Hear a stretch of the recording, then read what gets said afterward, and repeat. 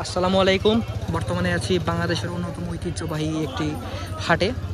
এইখানে হাট বসে রবিবার এবং বুধবার। আজকে বুধবার এবং আজকে আমরা চলে এসেছি এই হাটে। দেখতেই পাচ্ছেন এই হাটের সৌন্দর্য, অসাধারণ একটি হাট। এই হাটে সচরাচর মানুষের ভিড় থাকে যথেষ্ট পরিমাণে। বর্তমানে নামাজের সময় চলছে, তাই অনেকে নামাজ পড়তে চলে গিয়েছে। একটু পরেই দেখতে পারবেন এখানে মানুষের ভিড় হওয়া শুরু করবে। আশেপাশে দেখতে পাচ্ছেন কিছু কাপড়ের দোকান রাস্তার ধারে বসেছে। এখানে দেখতে পাচ্ছি আমরা জুতার দোকান, পাশে আরেকটা জুতার দোকান, আর কিছু পিছনে খাবারের দোকান আছে, আর এইদিকে সেলুন। আর আমার ঠিক সামনেই যে জায়গাটা দেখছেন, আমার ঠিক সামনের জায়গাটাতেই আছে চটপটি ফুচকার দোকান, এবং তার সাথেই রয়েছে এখানকার প্রধান সড়ক। সড়কের দুই পাশে সারি সারি দোকান আমরা দেখতে পাচ্ছি, আর রাস্তার ধারে অনেক ধরনের দোকান আছে। যেগুলো স্থায়ী দোকান সেগুলো বর্তমান যে দোকানগুলো আছে এগুলো থেকে অনেকটাই আলাদা, কারণ রাস্তার এক পাশে হচ্ছে স্থায়ী দোকান, আরেক পাশে অস্থায়ী দোকান কিছু আছে, যেগুলো শুধুমাত্র হাটের দিনগুলোতেই বসে। বর্তমানে যে দোকানগুলোকে দেখতে পাচ্ছেন এই দোকানগুলোই হাটের দিনে শুধু বসে, আর এই সাইডের যে দোকানগুলো আছে এই দোকানগুলো এখানকার স্থায়ী দোকান, প্রত্যেক দিনই বসে।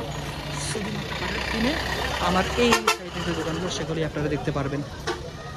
বর্তমানে আছি ঠিক চটপটি ফুচকার দোকানের সামনে। এখানে হাটে আসলে প্রায় আমরা খেয়ে থাকি সেই সুস্বাদু খাবার। আর আমার ঠিক সামনে যে জায়গাটি আছে এখানে দিনের বেলা সচরাচর গরু, ছাগল, হাঁস, মুরগি এগুলো বিক্রি করতে দেখা যায়। আর সন্ধ্যার সময় স্পেশালি এখানে অন্যান্য জিনিসপত্র বিক্রি হয়, যেমন বর্তমানে এখানে বিক্রি হচ্ছে শুটকি খুবই সুস্বাদু এবং উত্তরাঞ্চলের মানুষজন খেতে খুবই ভালোবাসে। এখানে বেশ কিছু শুটকির মজুদ আমরা দেখতে পাচ্ছি, কয়েকজন শুটকি বিক্রি করছে এই জায়গায়। ঠিক এই জায়গাতেও একই অবস্থা। লাইটিং প্রপার হচ্ছে কিনা বুঝতে পারছি না আসলে, কারণ এখানে লাইটের প্রচুর অভাব। আর ঠিক আমার সামনে এই জায়গাটিতে কিছু আমরা কবুতর দেখতে পাচ্ছি। কয়েকজন কবুতর কিনতে এসেছেন, পাইকারি দরে হয়তো বা তারা কবুতরগুলো বিক্রি করেন। এখানে লাইট খুবই কম, তাই দেখাতে পারছি না। আর আমার ঠিক সামনে যে জায়গাটিতে দেখছেন ছোট্ট একটু আলো আসছে, ওখানে তারা ব্রয়লার বা লেয়ার মুরগি বিক্রি করে থাকেন, মাংস বিক্রির দোকান আর কি মূলত। আর আমি যদি একটু সামনে এগিয়ে যাই তাহলে কিছু ছোট ছোট ফলের দোকান দেখতে পাবেন আপনারা।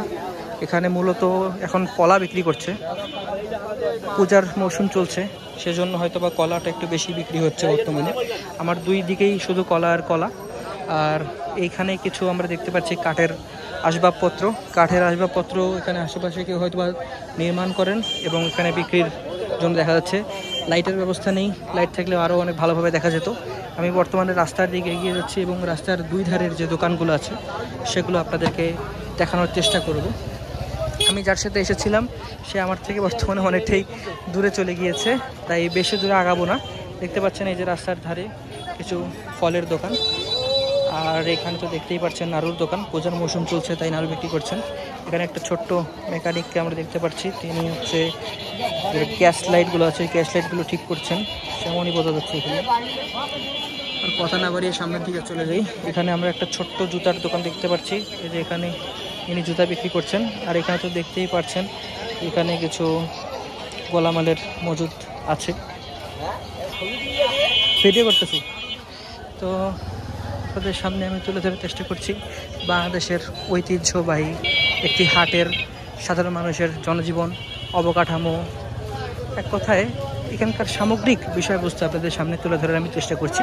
আমি সবসময় চেষ্টা করি আপনাদের সামনে গ্রাম বাংলার ঐতিহ্য সংস্কৃতি তুলে ধরার জন্য। তারই ধারাবাহিকতা আজকে এখানে এসেছি। আমি বর্তমানে যে জায়গাটার দিকে এগিয়ে যাচ্ছি এই জায়গায় সচরাচর একটু বেশি ভিড় থাকে, কারণ আমাদের পাশের যে এলাকা যাকে আমরা ছিটমহল বা ভাজিনী নামে জানি, সেখান থেকে যে মানুষগুলো আসেন মূলত তারা এই রাস্তা দিয়েই আসেন।